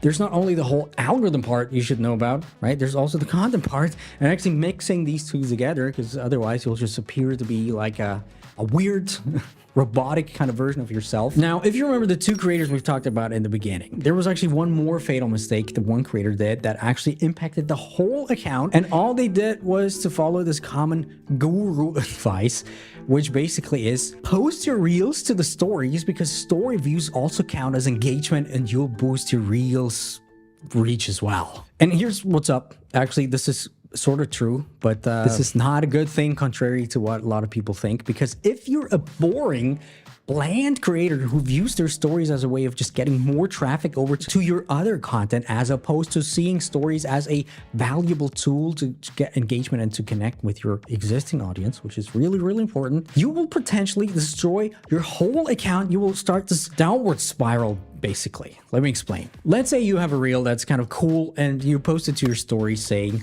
check out my latest reel. Or even worse, you hide it with some sort of sticker. By the way, the same goes for just a regular post or even a carousel. Same thing. People are going to see that and they're not going to enjoy it. I mean, honestly, do you enjoy it if somebody just slaps a repost in their story without giving any type of context as to why I should actually care? I don't care what's behind the sticker. I don't want to watch this reel in your story because that's weird, right? Why should I even click? I don't have a reason. So give me a reason, god damn it. And it's essentially the same principle as with the links before, but even worse, because first of all, what's the purpose of sharing a reel in the story, right? Thinking about the Instagram algorithm, making people click on it to watch the full one. That's the only thing. That's the major point Instagram tracks when you repost a reel. Do people actually click on it to watch the full one? If not, which is probably the case if there's no context or build up leading towards the answer, basically, people are not going to click. So lots of minuses for you in terms of the Instagram algorithm on that part, ultimately cutting your story reach, right? Especially if you do it over and over again, you'll just see reach just tank more and more. Yeah. That's not all though, because also the metrics do actually count towards your reels metrics. And obviously, what are people most likely going to do? Which is a boring story slapped in there, right? Most likely swipe forward or exit out, giving really bad triggers also to the Reels algorithm. Even worse, right? Because these views from your stories that count towards your Reels are actually also from your followers, aka the people that should actually watch the longest. And the algorithm then just sees, well, not even their own followers react to the reel as they should. So let's not show it to anybody else outside of them anymore. And yeah, if that happens over and over again, all of your reach, especially your non-follower reach, will tank and you'll be really down in the bad spiral, basically. And then you basically come crying to me again, you know? And I have to be the asshole and break the news to you. So point being, whenever you decide to put reels in your stories, make sure to add lots of context, have a build up, right? Curiosity, anticipation, ideally over multiple stories to actually make them, first of all, watch the story all the way through and then click on it, right? And then once they click on it, watch the full reel and ideally even more, but we're not even gonna get into that. So if you do that, actually, you're gonna see quickly how your story reach and overall reach will start to rise again. Happens all the time to people who are in my programs. Now, if you've paid attention up until now, you're probably aware that same as for reels or carousels, the most important thing to nail down is the hook. Also with the stories, and that's something that almost everybody struggles with. Awesome. So we've covered a bunch of things already, but what if you still don't get any results after doing these things. You might have been doing some of the following things wrong that basically signal the algorithm that you're up to no good, even if you've never done these things. If your Instagram reach is low and it feels like you just can't go past a certain threshold, there actually might be something seemingly innocent, like a setting you forgot you changed 3 years ago or something like that. And that is actually what could keep your account from growing anywhere or growing anything at all. And because Instagram is Instagram, obviously, there's an endless list of little details that people just don't even know about that could keep you stuck. And because I've been working with probably 200 plus creators hands-on within my creator mentorship program over the past 12 months, let me actually show you the 13 most common easy fixes you can implement right now to, grow your account and to get out of this weird algorithm mess. Now, the first one has actually been something I've been tracking recently, and I don't have 100% clear proof data on that, but you're actually the first ones that I shared this with. If you have an old account or multiple old accounts you used to create content for, whether it's a private account or some account where you were that you actively used actually with your name and with a similar, where actually you were the profile picture of the account, this could be why your current account or any of the accounts you create are stuck with very low numbers. Now, usually you can get rid of this whole reach threshold by putting the original accounts that you have to private at least, but the safest fix is actually just to delete those old accounts and just use one of your main accounts. Now here's what's up though.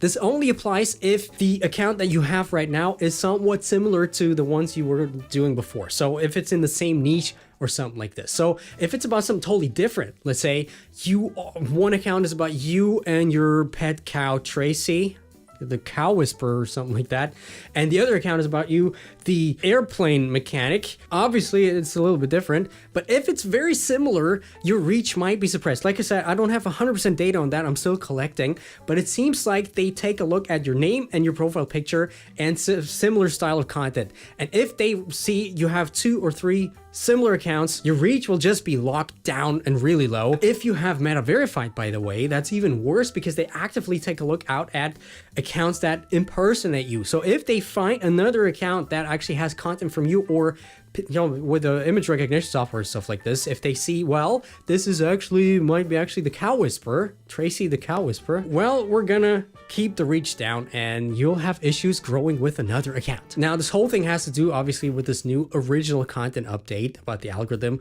where they basically suppress reach with reposted content and stuff like this. So that's the next thing you really have to be careful with. Do not repost stuff. Do not cross post stuff from 2 accounts unless it's a collaborator thing, and unless it's not really just, basically don't have 2 accounts doing similar things or the same things again. It just doesn't work anymore. That's one thing that has totally changed since, let's say, a year ago, where I totally recommended that to a lot of people. Now, the next one is actually a lot similar to that, but it's actually a little bit more nuanced, and you actually have to be really, really careful. What Instagram really hates the most, and the algorithm really punishes it, is if you have a second account, doesn't matter if it's affiliated with it or whether it's totally different with a different email address, with a different name, with a different profile picture, and you actually use that one to give the other account engagement, like giving comments, giving, likes, liking stuff like this, sharing stuff like this. Now, if you only use this every once in a while to kind of incite some discussion in the comments, which is yet another growth hack, by the way, it's all right. But if if the algorithm recognizes some sort of pattern where they can see, okay, this account, which is affiliated with the other account by using the same phone or internet and stuff like this, and they give each other inauthentic engagement, that's a bad thing. And this could be a reason why your reach just doesn't grow past a certain threshold. Now, they actually talk about this whole thing in their community guidelines. They call it something like artificially increasing engagement. Great. Artificially increasing engagement on a small scale, also bad, but it's even worse if it's on a bigger scale. For example, with buying engagement, for example, buying comments, buying likes. And there's actually plenty of sites out there that promise real followers, real likes, real engagement by promoting it to the right kinds of people. Let me tell you, I've been in this game for 7-8 years. It's a scam. There's not a single site that actually promises you that is actually legit. Because why? How? These things don't work anymore. Actually, they never worked in the first place. And actually, if you do that, the algorithm has ways of recognizing that. And in their community guidelines and in their recommendation guidelines, they talk about that If you do that, we will just not show your account organically at all anymore. So if you do that, you'll hurt your chances of ever growing, or at least in the near future, growing organically at all. Now, again, please don't fall into the trap of getting fast likes or easy and quick followers and engagement, even if they're real looking. I know some creators that I'm not going to mention right now, or should I? No, we're not gonna. They make at least $20K per month, probably even more, by selling this crap to unsuspecting, why did I say crap? This crap to unsuspecting creators and businesses even, because I don't even want to get into that, because it actually looks 100% real from the outside. Again, it's not, it will mess up your account for a long time. Same thing, by the way, and I shouldn't have to mention this, but a lot of times when I work with new clients, or if I scroll through my comments, it's not clear, it seems like, which is engagement groups, meaning groups or like exchanges where you're in a group, whether it's in the same niche, let's say you're all fashion creators, and you basically post each other's links. Whenever you post, everybody goes to each other, likes and comments something, because you're in the same niche and because you give each other engagement, you just help each other out. But please do not do that. It's not going to help you. It's counted as artificially boosting engagement. Also, it just confuses the hell out of the algorithm. So organic video content, first and foremost, is the only way to grow. Of course, there's a few hacks that help you. We're not going to talk about them today, which is, by the way, why you should subscribe right now to not miss out on future videos, obviously. But here's actually another few things where it actually gets really special and weird, and you would have never thought about this at all. If you talk about certain things, if you post certain things, or if you have certain things in the background, I'm not going to show you, apart from the obvious stuff again, like something that might be back there, or talking about self-harm and, you know, stuff like this. You're also not supposed to talk about or show stuff that's related to tobacco, like smoking or vaping related things, or adult products or services, or even, you know, stuff like pharmaceutical drugs. If you're in any of these niches, obviously it's kind of hard for you to grow. There are ways, but your best thing is just to tiptoe around these things if it's in your own niche. But, and here's where it gets really crazy, my friends, it does, even if it has nothing to do with the content at all, if there's a vape in the background or something else, or if you're just create your content and you're just smoking while you create the content because you feel like it's cool, I'm smoking a cigar or stuff like this. Yeah, but Instagram might suppress and will suppress your reach actually with that. Now, that by far is not all though, because if we again go through the continually updated list of things that they don't really like, one thing they totally hate is content about cosmetic procedures. You know, I don't even know what exactly they mean, and that's the issue with Instagram. They don't really specify that. But if you talk about, you know, lip filler or cutting your up for the sense of being more beautiful, stuff like this, no go for Instagram. Your reach will be suppressed. The other thing is, that might be actually a little bit more relevant to a lot of you, is if you talk about supplements, like weight loss supplements. And if you're in the fitness niche, which some of my clients are, and obviously fitness, health, and nutrition are all related. And as we know, the algorithms are by far not good and not perfect, and they could kind of misunderstand things that you talk about. Let's say you talk about a certain supplement, and you the algorithm kind of figures out that this could be something to do with weight loss. It could be a supplement for weight loss. Don't ask me why they're so focused on weight loss supplements, especially because that's what they call out there. Well, they will just suppress your reach. So be really careful with that. Now, there's actually another issue that's related to that, but on a bigger scale, and that's even something that could really mess up your account. We're going to talk about this in a second. But the other thing that you just should not talk about is anything that you could label as risk-free, especially if you have a business that is kind of attached to Instagram, could get you into trouble. Let me just pull this up, and they will not show, or they will suppress accounts that consistently post low quality stuff. Now, what does that mean? There's a few things. Pause or take a screenshot right here if you want to see the whole thing. But one thing that actually not a lot of people are aware of is what they call content from websites that get a disproportionate amount of clicks from Instagram versus other places of webs. So if your content is somehow associated with a website that mostly gets their traffic from Instagram or Meta or Facebook, they will suppress your reach, which is kind of an issue. Let's say you're a creator and you have a business, you sell a course or whatever it is, and obviously most of your traffic comes from Instagram, this could potentially be bad. Now they have a whole rating around that, has a lot to do with your whole trust score about the algorithm, about your Instagram account, stuff like this. But be careful with that. Ideally, you have other traffic sources as well, like Google, trying to rank in Google, just trying to rank, right? Or just on YouTube or stuff like this, just to get more traffic sources to your website. Now, it's not the biggest issue, to be honest. And I do have a lot of clients who are creators who mainly get their revenue through Instagram and mainly get their reach, their traffic on their website through Instagram. But I just wanted to have that set because it's in there and it's one of the things that Instagram just apparently really doesn't like. Now, another thing Instagram really does not like at all is, and unfortunately that's not defined again by Instagram because they suck. Did I just say that? But yeah, at least they suck in terms of communicating a lot of things. They say clickbait and engagement bait content is not being tolerated and they will not show this to people. Now, what exactly that means, again, we have no real idea because this is where some people might be like, damn, I'm doing this all the time. For example, with ManyChat, because a lot of times I'm like, comment the word apple strudel and I will send you something in the DMs. Obviously, the whole ManyChat type of thing. We've talked about this here before. And a few weeks ago, the Instagram creator account had a weird video going up where they were like, we don't tolerate that anymore. So a lot of people were confused, especially about the whole ManyChat situation. They were like, well, ManyChat, that's like one reason why I actually get so much reach and why I got a lot of business and revenue, stuff like this through Instagram. And suddenly it's not allowed anymore. Here's what's up. All of the accounts that I work with, one-on-one in my creator mentorship, ManyChat is still okay. It's still an official way of using that. And I can 100% say, if you say comment the word X and you'll get Y, it's not considered engagement bait. However, a lot of the times, and I see that here on Instagram, on YouTube, and also in some courses that I sometimes buy from some people just to see what's out there.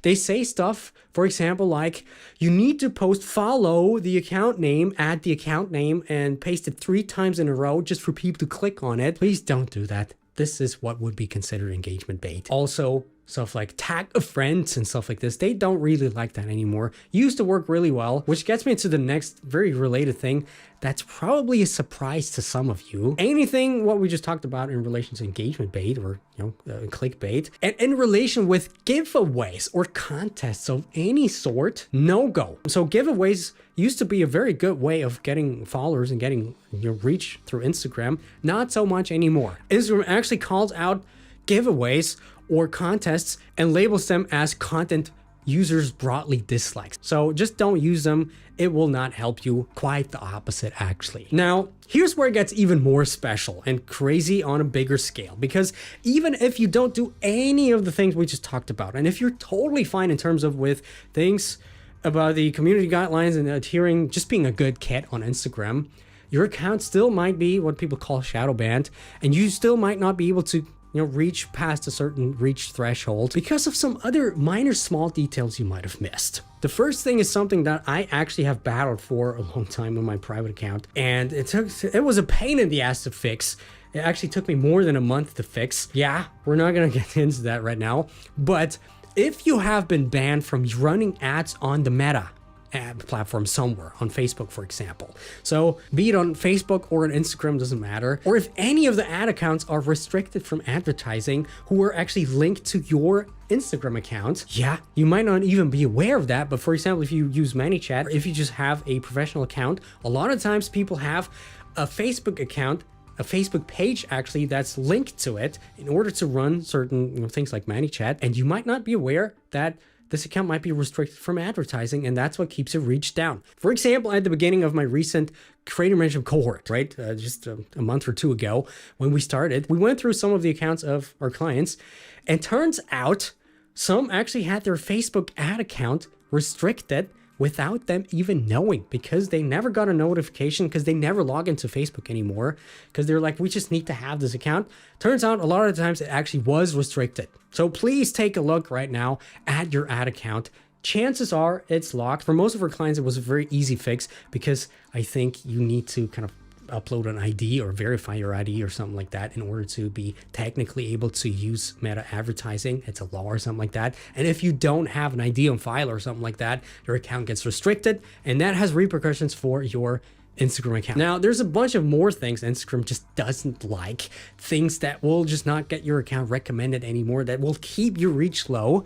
Feel free to pause the screen right now and screenshot stuff like this. There's actually a lot. Right. So at this point, you know exactly what you need to start growing to get the algorithm on your site and be ahead basically of 99% of other Instagram creators. And there's actually one more strategy that will change the game for you if you've managed to get to this point. So watch this video next to learn how to use the latest algorithm feature to grow even faster without creating any new content, basically.